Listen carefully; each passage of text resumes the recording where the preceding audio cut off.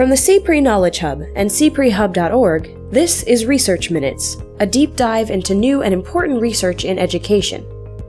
Today, in partnership with Phi Delta Kappan Magazine, we're looking at educational resources and equity. How do schools and students in need fare compared to their more advantaged counterparts?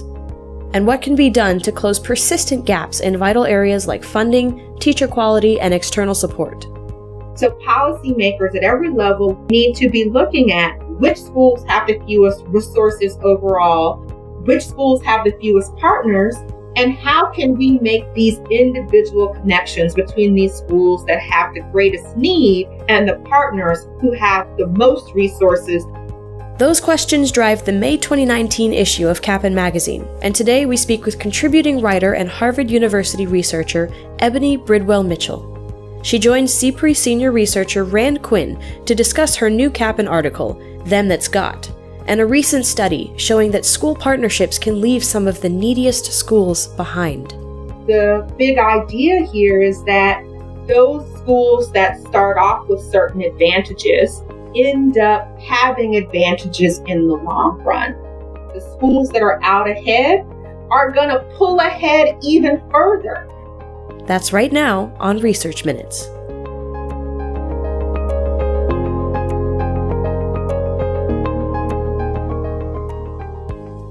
My name is Rand Quinn. I'm an associate professor of education at the University of Pennsylvania and a senior researcher at CPRE, the Consortium for Policy Research and Education. Today, I'm happy to be speaking with Dr. Ebony Bridwell-Mitchell, associate professor at Harvard Graduate School of Education. Ebony is a widely respected scholar working in a range of areas including school leadership, management, and reform. It's a pleasure to have you here, Ebony. Thanks, Rand, for this opportunity to have a conversation. I'm excited to talk about school partnerships. I'm also excited about this conversation as well. And we will be talking about your new article, Them That's Got, How School Partnerships Can Perpetuate Inequalities. And this is published in the May 2019 issue of Phi Delta Kappan Magazine. This article is based on an academic paper of yours published in 2017 in AERJ, the American Educational Research Journal, and the title of the AERJ paper is Them That's Got, How Tie Formation and Partnership Networks Gives High Schools Differential Access to Social Capital. To start, how about telling us a little bit about the inspiration for the title of your article, Them That's Got? This is from Billie Holiday's God Bless the Child. That's exactly right. One of the things I love about the work that I do is that I get to study social phenomenon, which means it's not just kind of experiences that academics see or are privy to, but it's the kind of experiences all of us have in our everyday lives. For me, this title is a way to capture the kind of everyday experiences people have that sociologists sometimes talk about as the Matthew effect. Meaning, those that are wealthy tend to increase their wealth over time, and those that have less wealth often lose it. And while that's something that sociologist Robert Merton has become well known for characterizing, this blues song by Billie Holiday captures the exact same idea, I think, through the lens of the experiences most of us have on an everyday basis. And so what were you seeking to accomplish with your research study? What question did you set out to answer? If we know that it's important for schools to have access to resources, if we know partnerships play an important role in the sector, the question that I'm always interested in is, well, what can organizational dynamics, what we know from the study of organizations, help us understand about how schools gain access to resources and how they might form partnerships? So why don't we start by giving our listeners some context on the school partnership movement in the United States? Yeah, I always love to kind of talk about the broad historical context for the work that I'm doing, but oftentimes I think kind of my own story is really illuminating in terms of these broader historical patterns. And what I'm thinking about in particular is when I was working as a sixth grade teacher in East New York, which is a very poor neighborhood in New York City. And I recognized right away that my students didn't have access to a lot of the resources I took for granted when I was going to school, kind of in a Montessori school in the Midwest. And so right away, I asked myself, kind of, what can I do to try and get resources to my students? And I started to make a list, like, what are the organizations in this community that can help me help my students with school supplies, that can provide them with internships or access to the professions, that can maybe offer them recreational activities. And that same train of thought around what resources are out there in the community to help students is the same kind of train of thought or line of thinking that has been in the education sector since as early as the 1940s, at least in New York City, when the New York City Youth Board was founded to try and connect schools to local communities. And then more formally, in 1988, the Congress passed the Educational Partnerships Act, which was designed specifically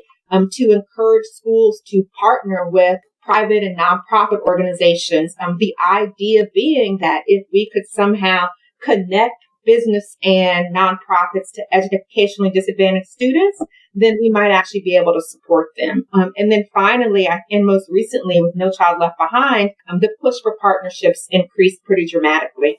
So these are partnerships with nonprofit or community organizations, but you're also, under this idea of school partnership, it's also local businesses and for-profit partners.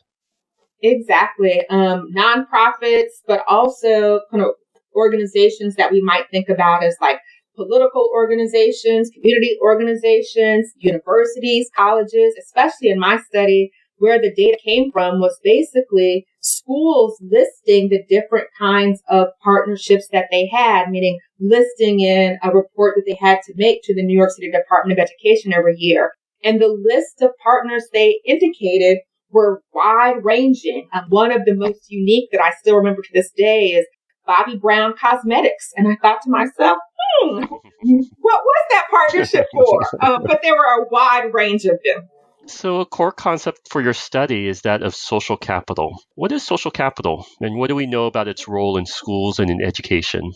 So one reason social capital is important is because it really helps illustrate this idea about how important it is to think about the kind of social context in which people are operating and how much their relationship both constrain or enable certain actions and outcomes for them. But then more specifically, social capital is an important idea because it basically describes what we all already have a sense of, and that's that relationships are important conduits for resources.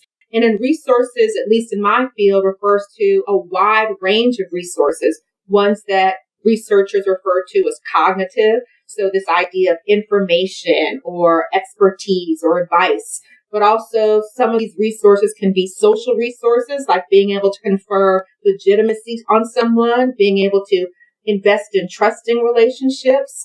Also, though, these resources can be material, like things that are tangible, like time and space and money.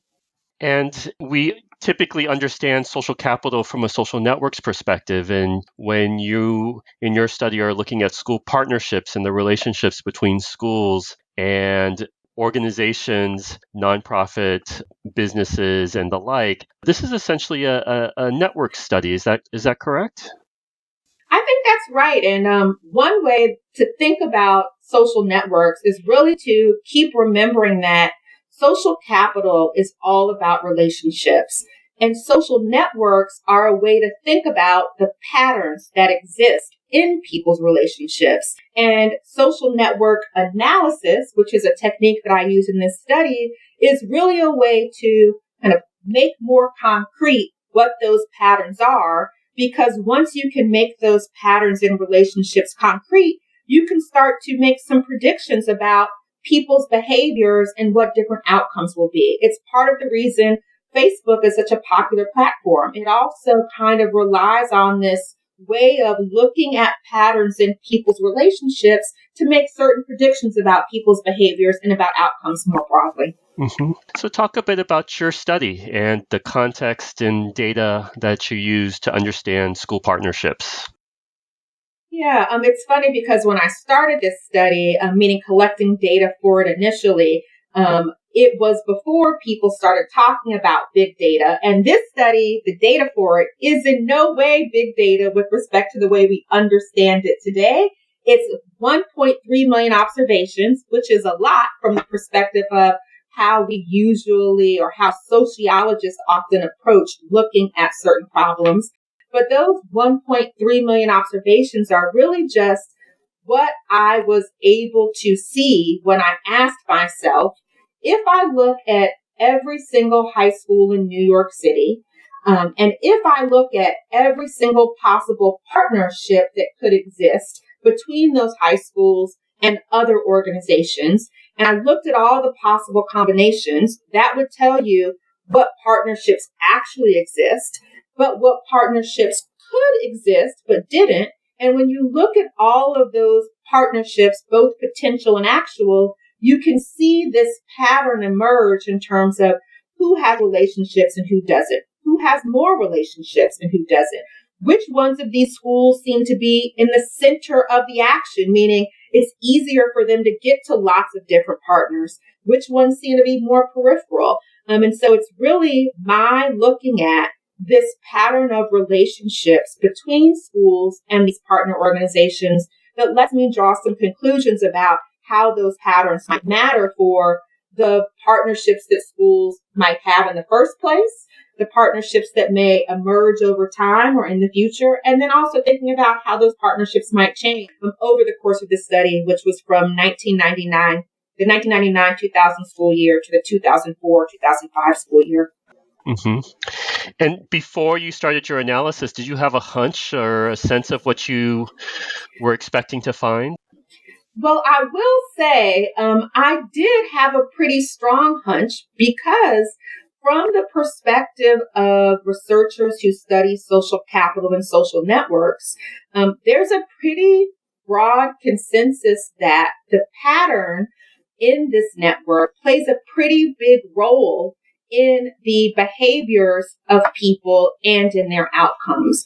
And so in this case, that means we can look at, as I did, different characteristics of schools. So for example, how many of their teachers are experienced or what proportion of students come from low socioeconomic backgrounds. Those are important school characteristics, but what we know from social networks is that even with those characteristics, which will matter for schools getting partnerships, what probably also matters is the pattern or the overall structure in the network of those partnerships.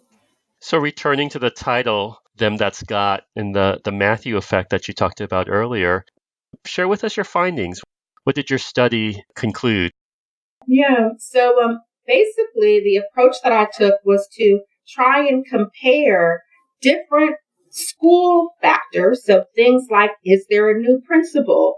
Things like, as I mentioned, what proportion of the teachers are experienced? Compare factors like that to factors in the social network. So for example, how densely tied or how many overlapping relationships do there appear to be between schools and potential partners? And what I found is actually pretty inconsistent with the theory of action we have for school partnerships. The idea of school partnerships is that those schools that are most in need of resources would somehow accrue those resources from the community.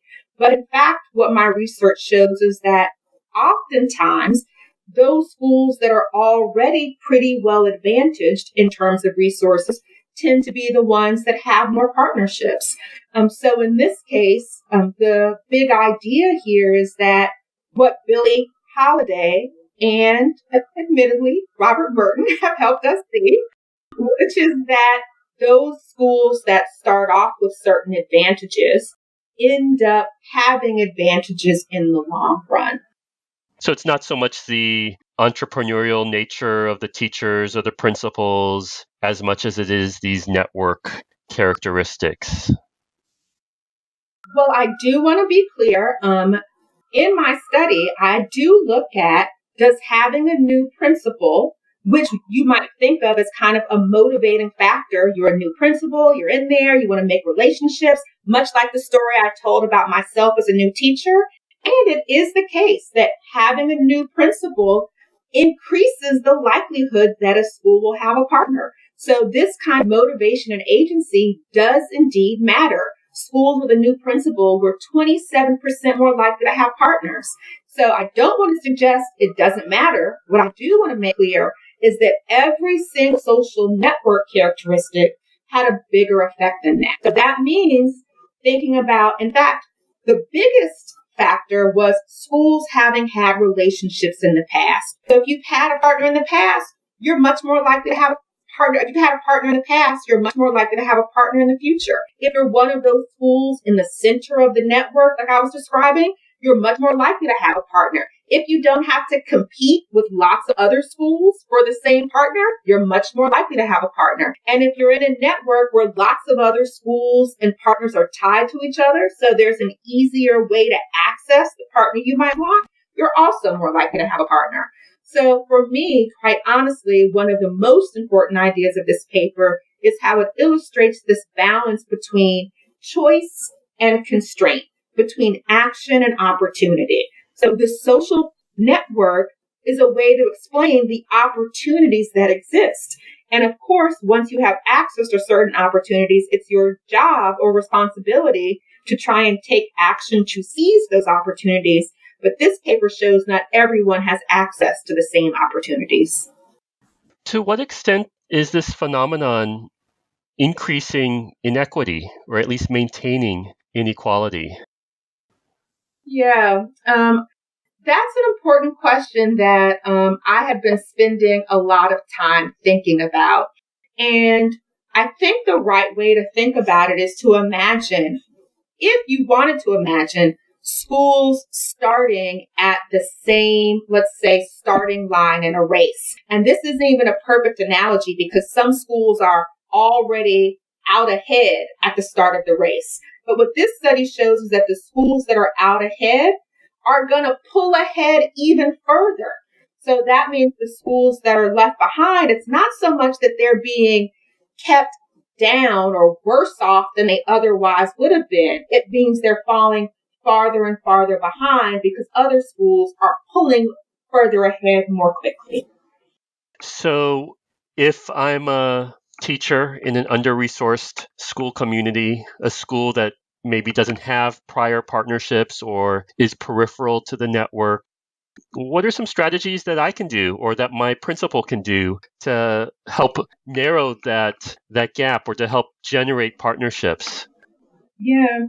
So I think this is a super important question about what can individuals do. And I actually think the answer to that is less about what an individual teacher or principal can do. My study shows that does matter. Their actions do matter, but it's more about what actors at higher or individuals in a district or the state can do to try and facilitate these relationships. Because my research suggests, left to their own devices, think back to me as the eager young teacher wanting to help my students, I will be able to make some ties, but I won't have access to the vast majority of ties and maybe not even the best ones. So I need someone in a district office at the state education agency, basically being a bridge between my school and those partners who are out there that might meet my students' needs. So I would partly argue that part of the job for principals and teachers is to advocate on behalf of their schools for more support in trying to reach out to partner organizations, or even having partner organizations reach out to the schools. This is more of a systemic or policy issue in addition to whatever local kinds of activities and agency that might be occurring at the school level. Undeniably, I think the 1988 Educational Partnership Act is a great idea. It's something that made it clear that schools need these resources and the community has an important role to play. But it was only one step in an important series of steps that need to be taken. And the series includes schools stepping up to try and take advantage of community resources. But another step is looking at system level actors who can actually help build these relationships in ways that the schools and teachers and principals may not be able to do on their own. Has there been an opportunity for the New York Department of Ed or other policymakers, superintendents, district officials to react to your study or to start thinking about ways to improve the situation? Yeah. So interestingly, not in New York City, but I've had more than one conversation with a few state education agencies about this study because an increasingly popular practice and a good one is to start vetting partners for schools to work with. And one of the things my study suggests is that, well, this is a good idea. Let's have the best partners for schools to pick from. But what it also means is that of 1,000 possible partners schools might pursue, that gets narrowed down to 50. So that means lots of schools are competing for the same 50 partnerships, which is one of the factors, high competition, that my study shows that some schools will win out there, but on average, having to compete with other schools for a desired partner, on average, that has a negative effect on partnerships. So policymakers at every level really are going to have to be much more targeted in terms of thinking about how to help certain schools get partners. They need to be looking at which schools have the least resources, which schools have the fewest resources overall, which schools have the fewest partners, and how can we make these individual connections between these schools that have the greatest need and the partners who have the most resources that are the best fit for those schools' needs. Well, thank you so much, Ebony, for sharing your scholarship with us. This is an incredibly timely and important article. And we encourage our listeners to go read the full piece. It's titled Them That's Got, How School Partnerships Can Perpetuate Inequalities in the May 2019 issue of Phi Delta Kappan Magazine. Dr. Ebony Bridwell-Mitchell, it's been a pleasure speaking with you. Thank you so much. I really appreciate, again, this conversation. Thanks for listening to this week's Research Minutes, presented by the CPRE Knowledge Hub. To learn more about today's topic, pick up the May 2019 issue of Kappan Magazine, titled Educational Resources and Equity, now available in print and online at kappanonline.org. For more episodes of this podcast, or to subscribe to the series, visit us at cprehub.org. That's cprehub.org. To share thoughts on today's episode, or to suggest future topics, follow us on Twitter at cprehub.